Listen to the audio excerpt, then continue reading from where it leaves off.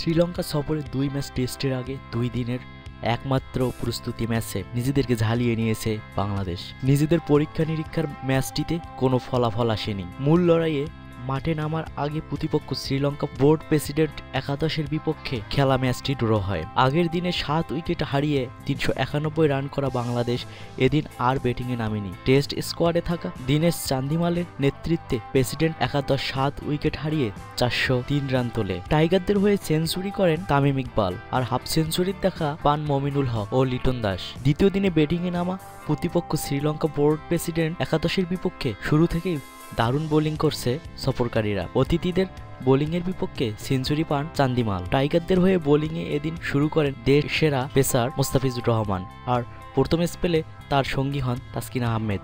লাল বলে দীর্ঘদিন পর ফিরে স্বরূপে ধরা দেন মোস্তাফিজ। লঙ্কা সফরে শুরুতেই পুরনো চেহারাতেই দেখা গেছে মোস্তাফিজকে, আর ক্রমেই অভিজ্ঞ টেস্ট বোলার হিসেবে নিজেকে পরিচয় করিয়ে দিচ্ছেন তাসকিন। মোস্তাফিজ ব্যাটসম্যানদের বেঁধে রাখার সুযোগ নিয়ে তাসকিন দুর্দান্ত সব ডেলিভারিতে স্বাগতিকদের উইকেট দিতে বাধ্য হয়। ড্রোর ম্যাচে তাসকিন নেন 3টি উইকেট আর মোস্তাফিজ নেন 2টি উইকেট। একটি করে উইকেট দখল করে সৌম্য সরকার আর মেহেদী হাসান। বোলিং করলেও উইকেট পাননি সাকিব, মাহমুদুল্লাহ, মমিনুল, তাইজুল, সুভাশিসরা। দলীয় চতুর্থ ওভারেই সাফল্য পায় বাংলাদেশ।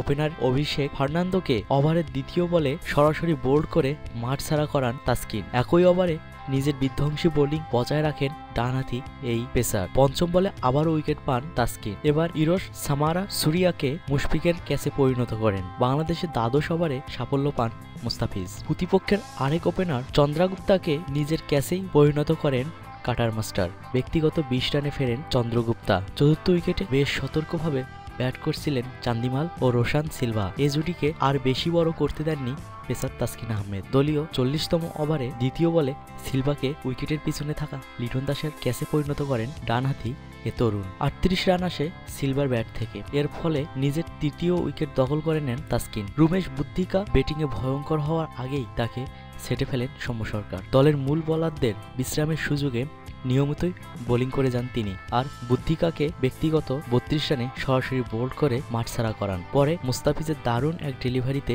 বোল্ড হয়ে ফেরেন লিও ফ্রান্সিসকো। সাজঘরে ফেরার আগে এই ব্যাটসম্যান করেন 27 রান।